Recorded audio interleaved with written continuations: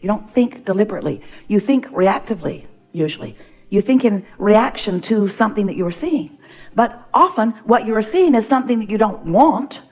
And so as you're reacting to that, then you are practicing a vibration of what you don't want, and then sometimes wondering why what you do want can't come. And we say, you can't set your radio dial on 101 FM and hear what's being broadcast on 98.7. You can't do it. You have to set your tuner, your receiver, to the frequency of what's being broadcast. And we want you to understand that you broadcast your desire over and over and over again, even before you came into this body, and you've continued to do it ever since you got here by sifting through the contrast of life and creating this broadcast vibrational version of who you really are and what you really want. And your inner being, the source within you, stands in complete resonance with all that you've been broadcasting and what you have become, and holds steady that vibration and sends the signal of that. Talk about a broadcast. Talk about a broadcast that law of attraction is responding to. There is such a powerful frequency of who you are and all that you've become that is emanating to the boundaries of this boundaryless universe, and law of attraction is responding to it and lining up all of the cooperative components in order to give you what you want, but even better, give you all of the wonderful experiences that you will have along the way to what you want, to what you want, to what you want, to what you want. Because a lot of what you want is the journey on your way to what you want. And a lot of what you want is the never-ending journey. So you get what you want, but that's not the end ever, is it? Ask your kids.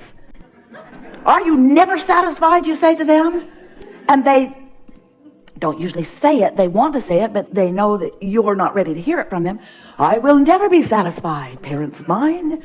I was born to create my own reality. I'm an endless, boundaryless being. I've come with the energy that creates worlds flowing through me. This time-space reality has inspired me to all of this stuff that's in my vortex, but every bit of it's come. You just want them to understand that you're not the vortex through which it all comes. Root for them, encourage them to expect good things to come to them. Help them know that they create their own reality. And let them help you know that you create your own reality. And let the children teach you, because they haven't forgotten as much as you have forgotten about how life is supposed to feel good to you, and it's supposed to be fun. And you're supposed to be having a really good time, and it's supposed to be interesting and fun and loving every step along the way. And in those moments of contrast, those are good too, because you do not know clearly what you do want until you have a moment of knowing what you don't want. So step one is life causes you to ask. That's easy. You don't even have to know what you're doing in order for that to happen. It happens all day, every day. Ask, ask, ask, ask, ask. And source is answering, because what you are asking for is in this vibrational reality that we are calling your vortex of creation, this vibrational version. It's there. And law of attraction is responding to this powerful catalog of requests that you have been putting there. And this vibrational reality is maturing. It is gathering momentum and breadth and depth. And you have a vibrational relationship with it. And every now and again, when you're not complaining about something that isn't happening, you may accidentally find yourself in the receiving mode of what has been gestating in this vortex. And you then get an idea. Oh, an idea, a feeling of desire. You know how that feels, don't you? Whew, before you kill it with your doubt, or before you remember that you've wanted it before. In other words, whoosh, there it is. Ooh, receiving mode. So the key to deliberate creation is to get into the receiving mode, accidentally or on purpose, but to know when you're there, to recognize what it feels like to be in pure vibrational concert with that source energy, with your own creation. That's what step 4 is. The mastery of acknowledging what the receiving mode is and being able to get there when you want to and stay there because you like it. And then there's step 5. Step 5 is our favorite step. That's where you go back to step 1 and you're not mad at yourself. Step 5 is where you acknowledge that this is the process of life, and that you're going to be sifting and sorting, and you're going to know what you don't want often before you know what you do want. But knowing what you do want is so important that you are loving and embracing the concept of contrast. You love this variety in which you live and all of the components. So many magnificent people here to co-create with you. All of you wanting different things, some same things, but you are each unique in what you want. And none of you would be a fraction of who you now are if it weren't for the others who are varied from that which you are. Most humans are running around looking for people to agree with them, to sort of support them in their desires. And if you knew what we knew, if you could see what we see, if you could understand the support that your vortex of creation already has, you wouldn't be looking for other humans to back you up with their agreement. You would be looking for your own ability to come into alignment with your own vortex, because when you do that, another idea, another idea, another idea, another idea. And that is how you live happily ever after. So often you say, well, once I get that money, or once I find that relationship, or once I move into my new house, or. And we want to say to you, those are things along the way. Certainly they are. But none of the things that you now want are the end of your journey. They're just evidence of your successful alignment along the way. Oh, and what's coming next, and what's coming next, and what's coming next. Difficult to describe in a short period of time, because the components of your vortex are so magnificently calculated and gathered and added to and sourced by source, that it will take you lifetime after lifetime after lifetime after lifetime to actually live all of them. You have the ability here and now to tap into the frequency of your vortex. It really is time for you to begin to be the deliberate creator of your own experience, to be the translator of those vibrations into the manifested things that you want. You live here on the leading edge. You did not come to go into a dark space and meditate your life away. You came to be the manifester of these things. And we are all here with you, because this is where the leading edge is.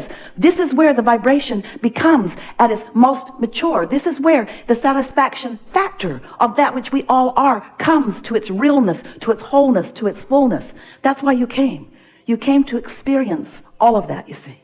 Jerry wanted to write a book, and now he is helping us help Esther to do that. And this book is called Turning Thoughts to Things. And what it is about is this vibrational reality, and how it is in the state of becoming, and that it becomes a vibration, and then if you're in the receiving mode, it becomes your thought. And if you are a master of holding your vibration where you mean to do it, if you care about how you feel, and you are using your guidance system successfully, so that you are mastering the holding of that vibrational frequency, then you get to witness the next thought, and the next thought, and the next rendezvous, and the next coupling, and the next, and the next, and the next, until in time, part of what you've been asking for will come to fruition.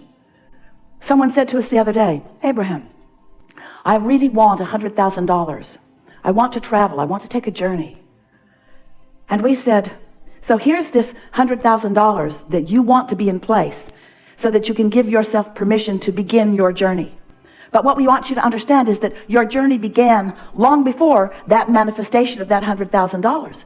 Your journey began with the pieces that you put into the vortex, and it continued as your vortex gestated, and law of attraction and the inner being within you added to it. And law of attraction brought cooperative components. It was already underway, and when you received that idea that you said, oh, I desire this, that was the journey too, and the next, and the next, and the next, and the next. But when you say, my journey doesn't begin until I get over here, till I meet my mate, or until I get my house, or until I get that job, or until, then you are negating, you are slowing it down. If you can allow yourself to feel the momentum of the journey before it is something that is tangible, then you will stop slowing your manifestations down. Now that was the most leading edge conversation that we've ever had with any group. We want you to understand that this manifestation that you think you need, if you're waiting for the manifestation before you're excited about what comes before it, that manifestation won't show up. You've got to be excited about being happy about the idea of prosperity.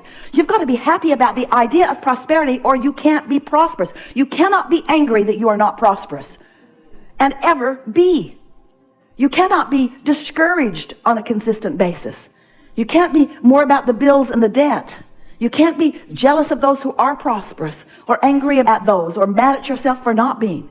You can't be mad at your parents that they didn't leave you an inheritance, because they left you an inheritance beyond anything that we can even find physical words to describe. It's time for you to cash in your vibrational currency. It's time for you to accept that your vortex is ripe and rich. It's time for you to become the vibrational being that you are. It's time for you to care about how you feel. It's time for you to understand that how you feel matters a lot. It's time for you to foster those good feelings. It's time for you to lean toward positive rather than negative. It's time for you to let the momentum of your experience be about praise, not criticism. Is it? Is the momentum of your experience about praise? Is it about positive expectation? Well, we want you to know something that you may not know, because you might have just had a run-in with someone and they might have convinced you that you are the scum of the earth right now. And you might not be feeling very good about yourself for whatever reason. But we want you to know something that we know about you. We know about your true momentum. We know the momentum of who you really are. We know the momentum of blessedness and worthiness that you came into this experience with, and still that is the dominant momentum that is you. We want you to try just a little bit to become a vibrational match to that momentum that is really who you are, and then watch what happens with just the slightest adjustment of your mental attitude. Your mood matters so much, because your mood is your indicator of what you are doing in relationship with this vibration of your vortex. Your mood is everything, and don't you know it? So let's talk about receptive mode for just a moment. Because when we talk about receptive mode, what we mean is you being the vibrational frequency that your inner being, that your vortex, that all that you are is, being in the receptive mode of that pure positive energy. But you're all in the receptive mode of something, aren't you? If you're having a very bad day, you're in a receptive mode. And the ideas that come to you are going to suck. If you're in a bad mood, you're in the receptive mode. But people and ideas and things that you rendezvous with, in other words, when those thoughts that produce that negative feeling emotion turn to things, you don't like them when they get here. But when these receptive mode, tuned in, tapped in, turned on, high-flying, good feeling vibrations turn to things. Whew, it's so sweet along the way. Each rendezvous is fun. You find yourself more clever, more willing, more ready, more able, as are those who come into vibrational alignment with you. And as those thoughts are turning to things, oh, what a wonderful experience it is. And as the manifestations unravel, unfold, reveal themselves to you, and others take a look at them, they want to say, who are you? How is it that your life is like that? Esther has been noticing, because much of her life turns to those kinds of things, and some of her life turns to these kinds of things. And the most wonderful thing is happening. She is making the association between the mood that produced these things and the mood that produced these things. And finally, after all of these years, she is caring more than ever about her mood, because law of attraction is a very steady friend. Law of attraction will not help Esther, nice as she is, to be the one exception in all of the universe that she can be in a bad mood and take action from that bad mood and not then experience the further action of all of that. Because if you feel negative emotion and you don't do something about distracting yourself from it, changing the subject, taking a nap, meditating, going to bed and waking up on a different vibrational foot, if you don't tend to the vibrational emotion that is negative, don't worry, it will get bigger. It will get bigger. It will get bigger, it will get bigger, and you will get ornerier, and you will get ornerier, and you will get ornerier, until there is a manifestation that you just have to say, oh, I get how that has become. I remember all the fertilizer I put on that. I remember all the attention I gave to that. In fact, I wrote a lot of it down. Look here. Called a lot of people, talked to a lot of people about it. I got history with that.